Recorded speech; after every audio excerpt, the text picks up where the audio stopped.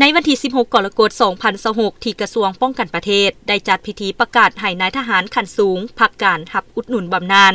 โดยการเป็นประธานของสหายพลโทวงศ์สรอินทร์ปานพิมพ์คณะเลขาธิการศูนย์กลางภาครองรัฐมนตรีกระทรวงป้องกันประเทศหัวหน้ากลุ่มใหญ่การเมืองกองทัพมีบรรดาสหายคณะนำกระทรวงต่างหน้าจากกลุ่มใหญ่และภาคส่วนที่เกี่ยวข้องเข้าร่วม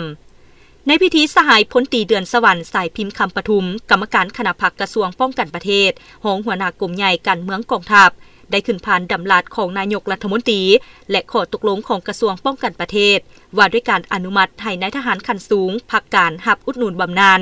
ตามนโยบายของพรรคและรัฐบาลจำนวน16สหายทั้งนี้ก็เพื่อแนใส่ตอบสนองตามความเรียกร้องต้องการของหน้าที่การเมืองในระยะใหม่และปฏิบัติโครงประกอบบุคลากรให้สอดคล้องโอกาสที่มีความหมายนี้สหายพลโทวงศ์สรอินทร์ปานพิมพ์ได้ให้เกียรติโอ้ล้มและแสดงความย่องยอสมเสยต่อกับผลงานคุณงามความดีและความเสียสละอันใหญ่หลวงของบรรดาสหายนายทหารขั้นสูงที่ได้อุทิศเหือแหงสติปัญญาเข้าในภารกิจปกปักรักษา